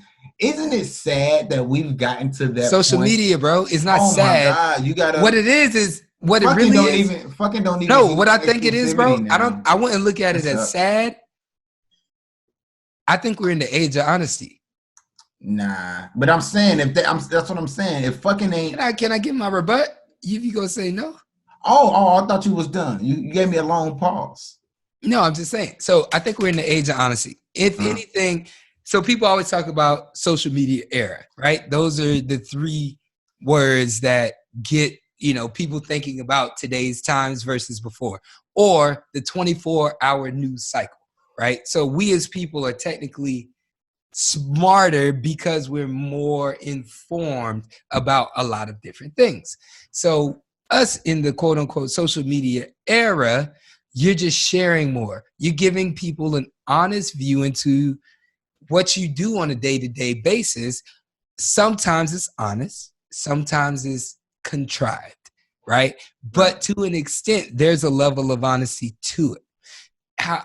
If you know what I'm saying, if you were tricking and some guy paid for your trip to the Maldives and you had to fuck this old man to be there, but you Instagramming that you in the Maldives. This old man. But guess what? You still in the Maldives. You feel what I'm saying? So I just think that I thought it was Maldives for the longest. I just found out it was Maldives like maybe a year ago. I was telling the bitch, man, we gonna go to the Maldives. And she was like, she was done too. She was Maldives. Like, okay, cool. She was like, oh, let's do it. The Maldives. Like, I love the Maldives. But then I started messing with a smarter chick, and I was like, man, yeah, I was supposed to go to the Maldives. She said, Maldives? Maldives? I said, yeah, the Maldives. The Maldives. I mean, everything is opening up. Even the world of travel is opening up. Look at Tulum, right? Yeah. It's like the one nice part of Mexico that niggas didn't know about. Now everybody there. Tulum. Yeah, Omar just went to Tulum in June this past last year. Exactly. Yeah, exactly. The Mexicans was like, what the fuck? This was our secret. Yeah, this our spot.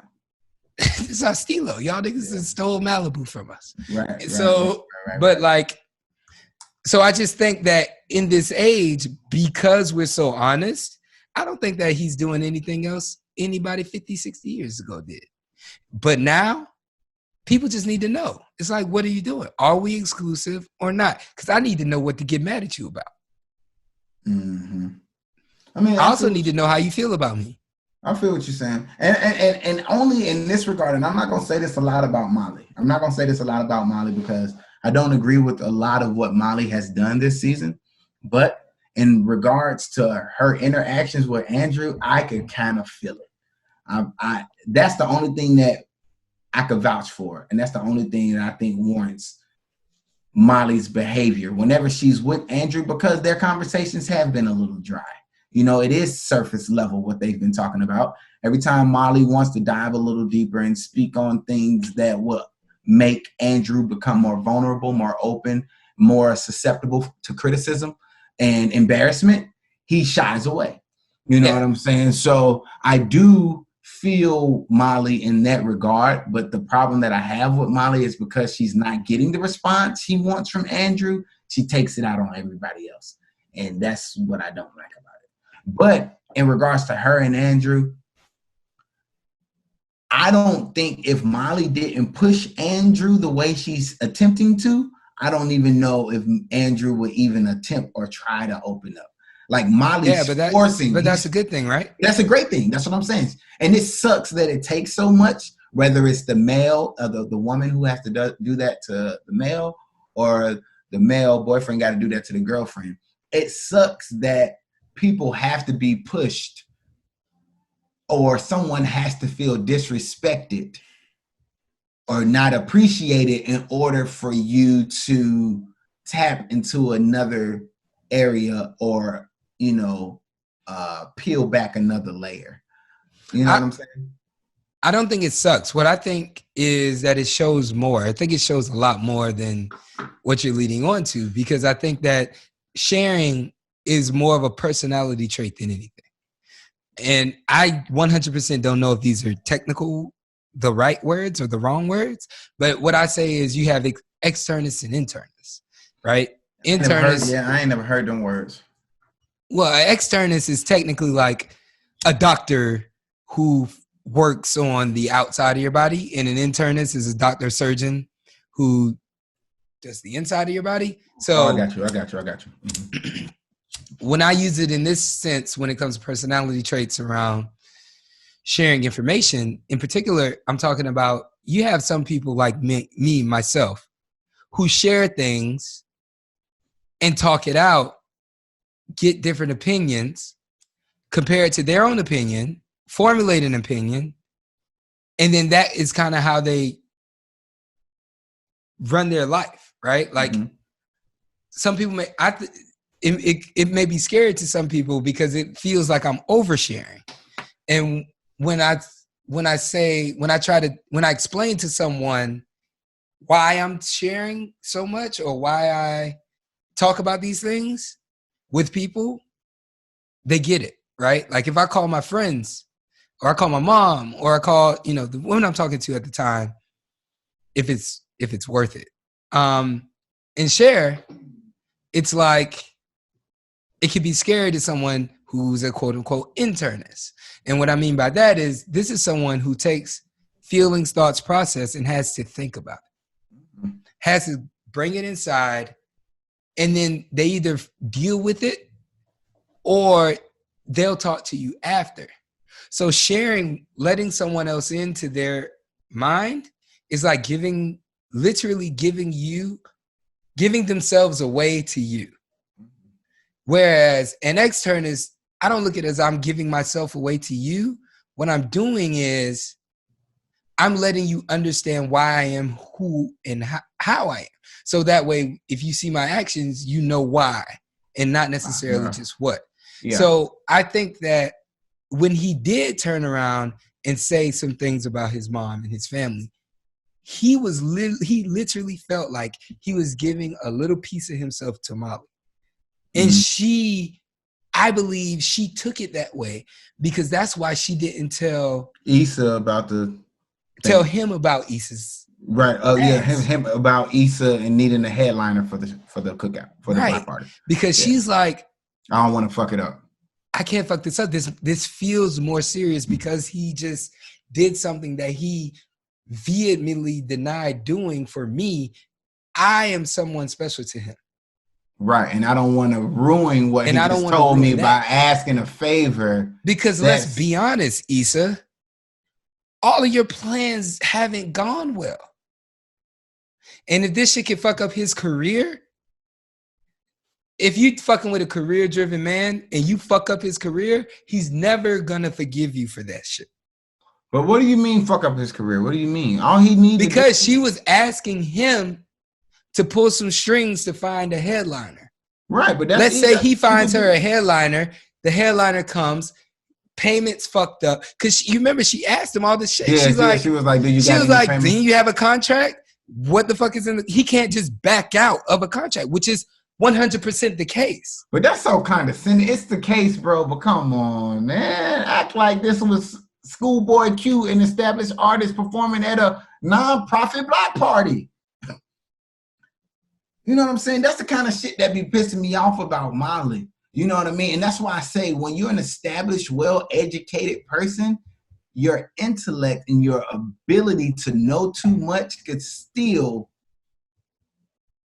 you could tap into that and take advantage of someone like Issa who isn't privy and who doesn't have the wherewithal and the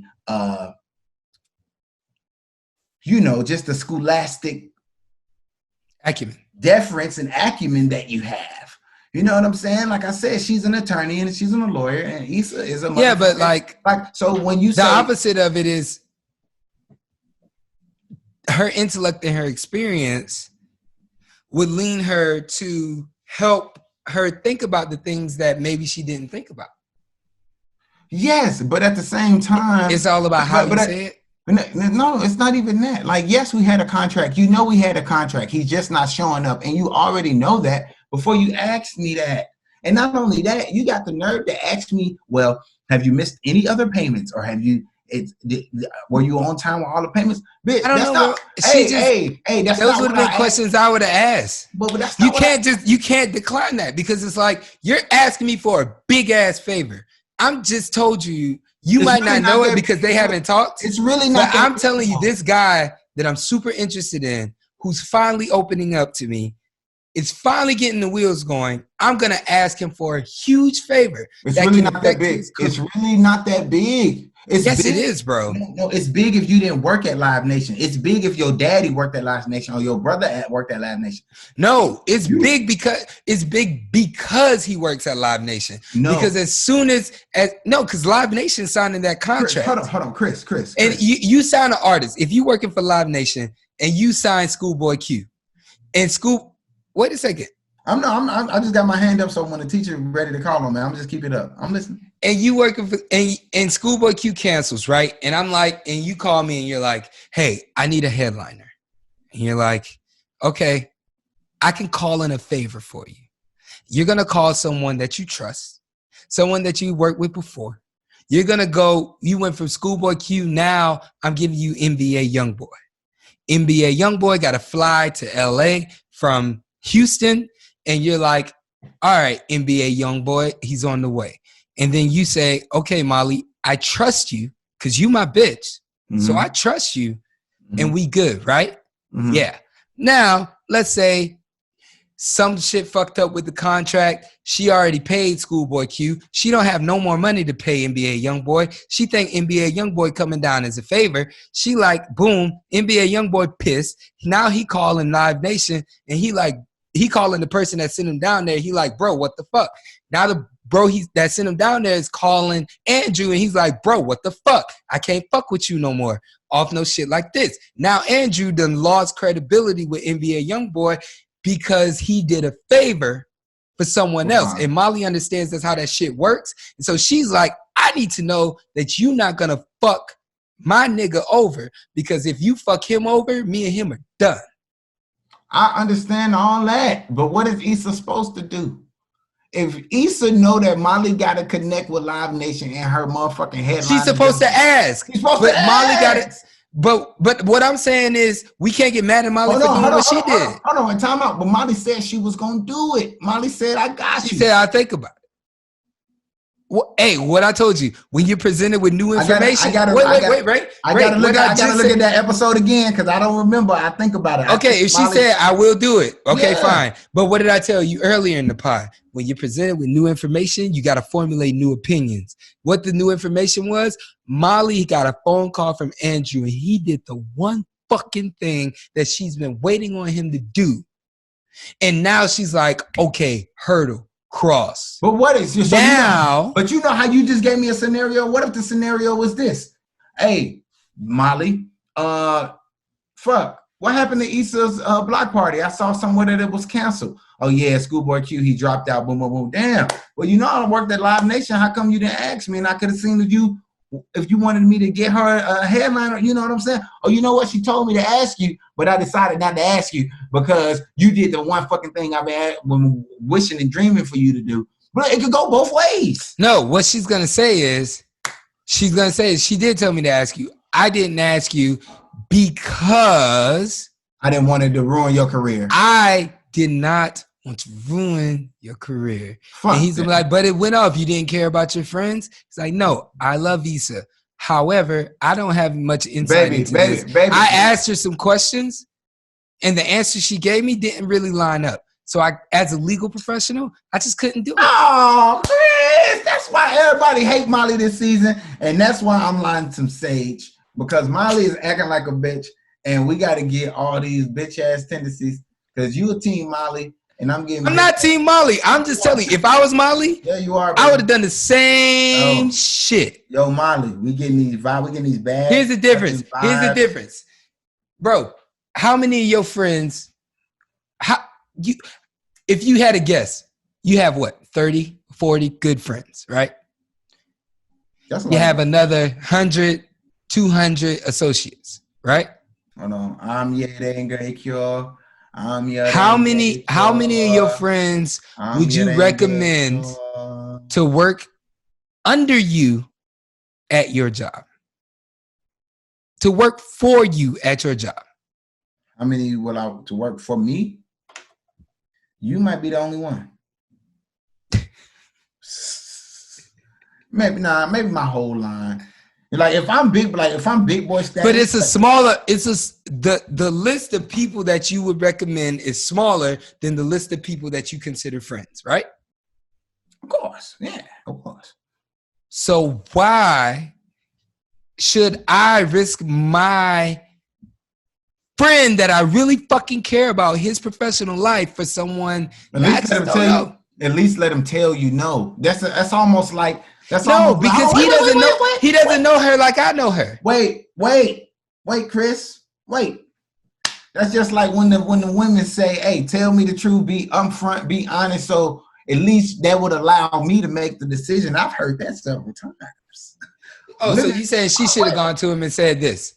She should have said, "Hey, Issa needs a headliner.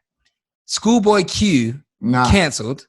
You have to say all this. You have to, because what you just said, you have to give him all the information to make his decision. Right, look. Schoolboy, you got to be like, Schoolboy Q just canceled. I asked her if they had a contract. She said no. I asked. She said yes. She said yes. I asked about the stipulation. Did she pay him up front? She said yes. No, she said like, I don't know. We can pull the clip. Bro, she said she answered yes to all her questions. No, she didn't. Yes, she did. She said, so why did he drop out? She said, I don't know. He just did. And time out. You telling me if Molly didn't get Andrew no pussy, she couldn't have asked for a headliner? Andrew would have been like, hell yeah. No, bro. That shit is not, I don't know what you, that shit is, especially in the entertainment world, is hella. I see what you're saying. I think you're thinking too much into it, though, bro. I'm not. I'm just telling you what Molly thinks. It's hella artists on Live Nation that just need some type of promotion, just that need just to get out there and just to be in people's faces. She didn't ask. I give you that. She didn't ask for Jay-Z or Megan Thee Stallion. You know, just give me. She typed in. She asked for a headliner. Right. She said local LA talent. So that means there's plenty of people, A&Rs, and motherfucking. Executives at a label. My headliner dropped out. It's a whole thing. But when the Lord closes one door, he opens the Instagram. And I found this artist that's rep by Live Nation. And I was like, I know someone who works there. Look at me knowing people. So you think you can ask Andrew to hook me up? Well, I mean, first of all, why did your headliner drop out? Did y'all have a contract? Yeah, I had a contract. He broke it. Okay, well, were you late on any of the payments? No. The next payment was supposed to come next week. Okay, well, I mean, did you do anything on your side that could have avoided the contract? Because I mean, something must have happened. Condescending. Look, girl, Wait. I just need to fix this. It'll just take a second. Just work that pillow talk, girl.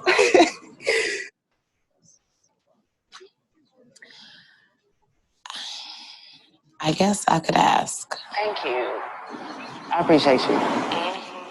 Yeah, I gotta go. Wait, Chris, before you say anything, hold on. Wait. Let me get this off. Because I know you about to lift your head and stare to all the viewers. Let me get this off real quick.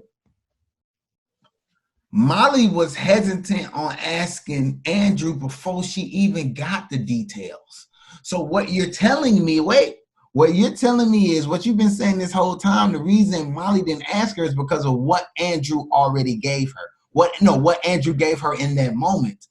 But you saying Molly didn't ask Andrew because Andrew just told her something personal about himself. But that scene proves that Molly didn't want to ask Andrew in the first place. It had nothing to do with Andrew being vulnerable. It had nothing to do with Andrew opening up and giving Molly. It did because he became. No, I'm saying Molly used that as an excuse. Molly used that as an excuse because Right. He became vulnerable to her before she asked that question. So she now has this new view of who Andrew is. So then when Issa comes. That's what I'm saying. You have to look at all of the history. Now I'm dealing with this guy Andrew because if you remember when she starts to call, she gets excited because Issa calls because she wants to tell her about Andrew. She gets excited. No, she looked at the phone. No. I don't know. You're right. She got excited about the call because she wanted to tell her that Andrew was coming on. So when she's already got this mindset about this guy in her head, and so when Issa's I'm glad you brought this up, Chris. You brought it up. I didn't. I'm about to. So now when Issa's like, "Can you ask?" and she's like, "Wait a second." The first question is, why did your headliner drop out? Wait, Chris. Stay right there. Don't leave right there. Stay right there. Do not leave. Molly was excited that Issa called, right? Okay? She was excited that Issa called. She assumed that Issa finally wanted to talk to her so she could find out what's going on in Molly's world. You could make an argument that it has nothing to do with Andrew or her asking a favor of Andrew. When Molly realized she called about anything, she got mad. I'm sorry. When Molly realized that Issa called her about anything that had to deal with her and Issa or her having some pillow talk or girl talk or just some best friend time, she was shutting it down. It had nothing to do with Andrew. It had nothing to do with Live Nation. It had nothing to do with a headliner. She could have said, "Hey girl, what you doing?" "Hey, nothing, just at lunch." "Oh, cool. Hey, you think you could come over here and give me a jump start my car?" Molly would have been like, "You know what? I can't do it. I got a case," or something like that. She'd be like, "Hey, girl, you know what's going on? Nothing. What you doing? Shit, at work." I get your picture. It had nothing to do with Andrew, and the fact that it was Andrew that she makes it asked worse. About, it made it worse because now are you not calling to? But that means that he's still involved, right? Like. I get your point, and I'll give you that, and I'll give you that. But he's also still involved. I'm like more Sage because I don't like how you ride with Molly right now. I'm like more Sage, bro. Fuck around, I might like the other end, bro. Keep that. Right. Here's the thing: it's one thing if you ask me for something, I can put my own neck on the line. But if you ask my girl, if you ask me to ask my girl, I need to know that nothing's gonna fuck up her shit. Yeah, like I understand that. Now I get you. Everything's got to be like all the loose ends got to be tied up. Everything. I got to have total confidence. Your eyes got to be dotted. Your T's got to be dotted. Your crossed. I understand all that, and you're right. But what I'm saying is, they ain't got nothing to do with Andrew. Molly Molly always and already think that that Issa is very irresponsible, very complacent, she already hating about her and Lawrence. Like, Molly don't want to do nothing for Issa right now, let alone if she got to ask Andrew for it. Molly gonna find some way not to do it. You know what I mean? And, what do you think about? It sucks. Well, last thing, and then we can get out of here because we already like an hour and a half. Yeah, we're like an hour and a half. Great episode though. Great episode. Yeah, I'm liking this. So like this we also wanted to we talked about the friendship aspect. We talk about the relationship aspect. That's my favorite character of the season so far. It's Chad. No, it's not Chad. Oh, Chad is mine. No, it's TSA. Is this gluten? He said, "Is this gluten, bro? Is this gluten? Is this gluten? You telling me you didn't get the cauliflower crust? Why you didn't get the cauliflower crust, Chris?" Nah, Chad not adding nothing to the show. No, hold on, but TSA Bay was dope though. He brought out the Hennessy. Bay.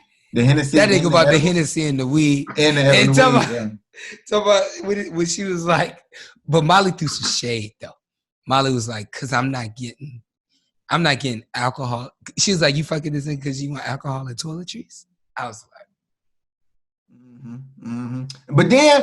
But what's crazy is when Issa lets Molly know that Issa always admired Molly's ability to get good men, because at the little baby, not the baby shower, but when they was over there at the Halloween thing, when they was getting stuff in the candy bags, and Issa was like, "So you telling me he make good money, he can fuck, and he don't work at the airport?" So Issa is willing to throw her own self under the bus to big Molly up at times, and Molly still find ways to hate on her, and I hate it. But the TSA babe, he was a good hilarious. Yeah, and I'm glad he was.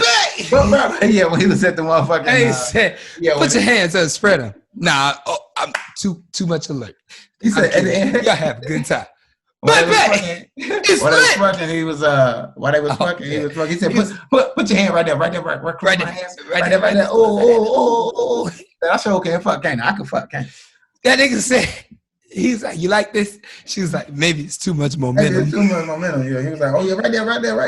Oh, yeah. Is this your first big nigga?" No, he said, "Am I your first?" He said, "I must be your first plus size nigga." But he a good dude too. You see what I'm saying? Like, that might be somebody that Issa, but that ain't who Issa. And then, niggas at TSA, they make decent money. They do. The last topic we do have to do for real. Let's do 5 minutes on Lawrence and Condola. So Lawrence is really into Condola. No, I don't think so. Condola. I don't think so. Oh, no, bro. Think about the things he did. The things he did reminds me so much of like what you do when you're into someone. You're doing things like hoping they come over all the time. You're doing the wine. You're doing the popcorn. You're doing the,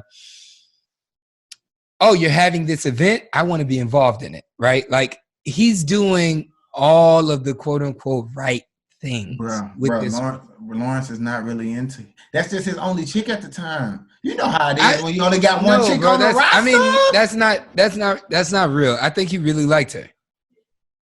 Why break up with her then? He didn't. She broke up with him. Oh, see, that's what. So you think she broke up with him? Yeah. Nah, I think he broke up with her. I think she broke up with him. I think he allowed it to happen because he knew that he still had some feelings for Issa, probably.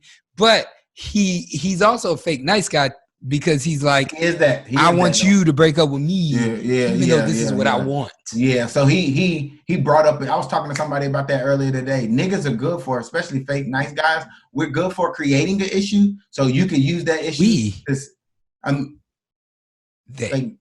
They, you right. Hey, right. You right. You right. They, the wine talking about this goddamn FJ Sarah is getting to me, but they fake nice guys are good at creating an issue that we know will piss off the young lady or the woman to get the outcome you were hoping for. To get the outcome you will hope for at the beginning, bro.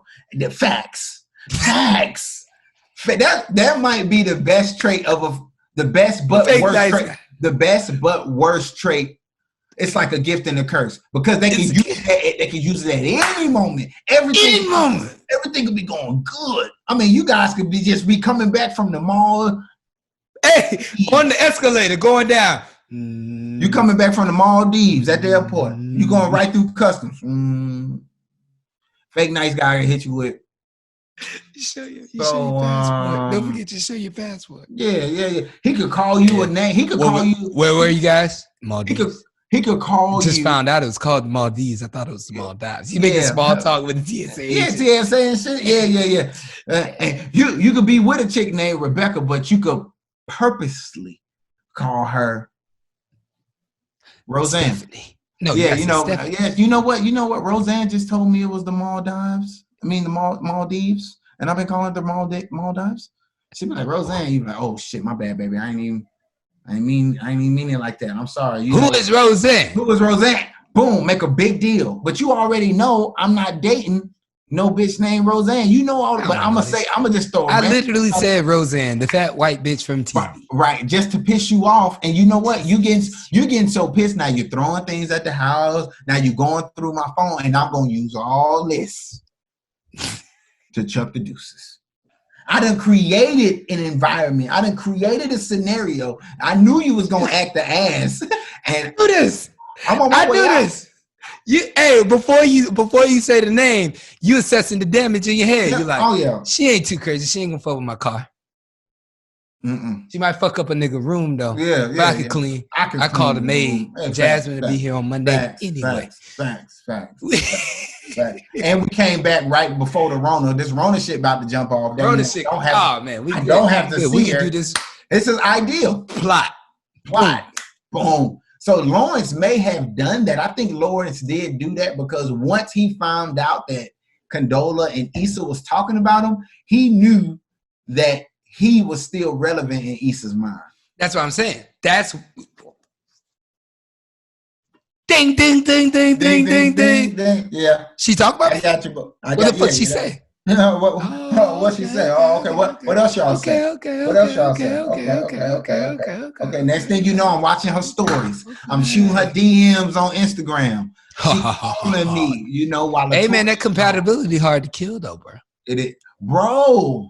You like who you like. You like who you like. You fuck with who you fuck with.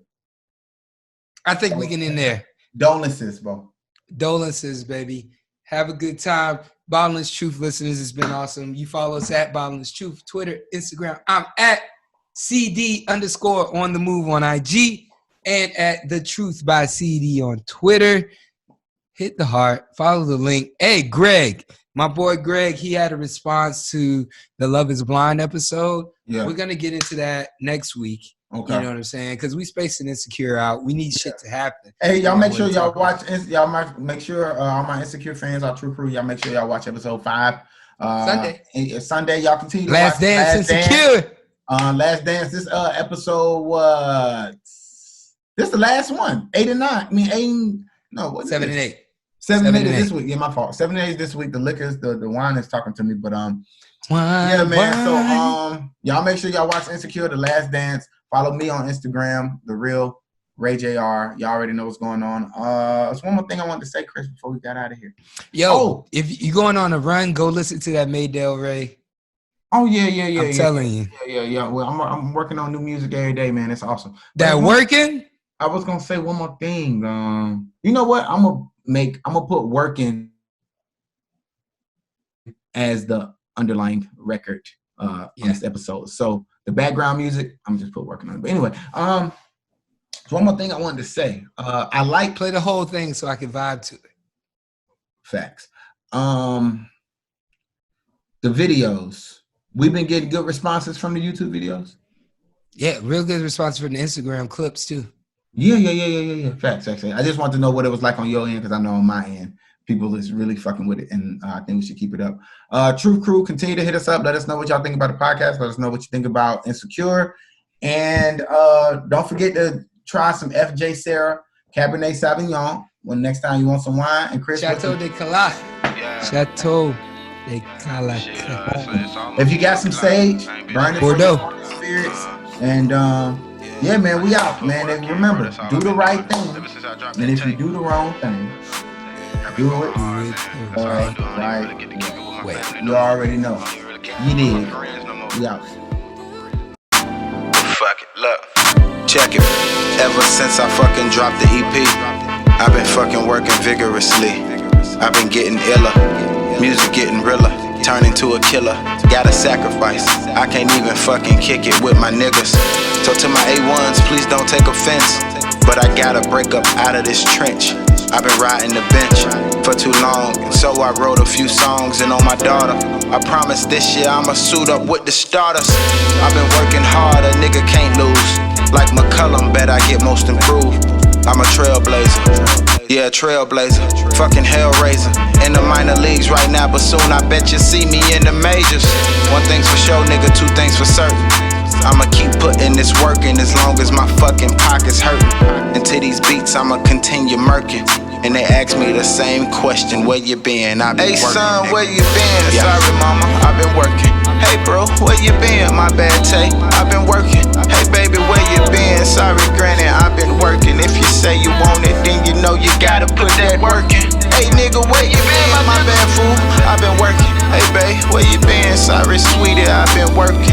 Hey boy, where you been? My bad pops, I've been working. If you say you want it, then you know you gotta put that work in. And I gotta put that work in. Man, I gotta put this work in. Hey nigga, let me call you back, cause I gotta put this work in. I'm so fucking tired of working, so I gotta put this work in. If I wanna make it with this rap, then I gotta put this work in. So nigga, watch me work it.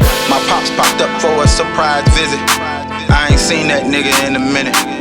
And when I say minute, mean almost like 10 years. At first the shit was mad weird, but before you know it, we was laughing and joking, had a few beers, and you told me things I never knew before.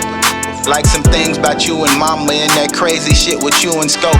But all that shit went out the window, bro, when you saw how I converted my room to a fucking studio.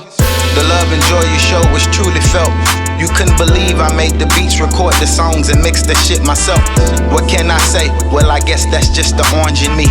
You laughed and said the apple doesn't fall far from the tree. I guess you're right, and before you got on your flight, you stressed how proud you were of me and held me real tight. Still while in plain sight, you turned around and said, walk in your purpose and remember, son, no matter what you do, my nigga. Hey son, where you been? Sorry mama, I've been working. Hey bro, where you been? My bad Tay, I've been working. Hey baby, where you been? Sorry granny, I've been working. If you say you want it, then you know you gotta put that work in. Hey nigga, where you been? My bad fool, I've been working. Hey babe, where you been? Sorry sweetie, I've been working. Hey boy, where you been? My bad pops, I've been working. If you say you want it, then you know you gotta put that work in. And I gotta put that work in. Man, I gotta put this work in. Hey nigga, let me call you back, cause I gotta put this work in. I'm so fucking tired of working, so I gotta put this work in. If I wanna make it with this rap, then I gotta put this work in. But nigga, watch me work it.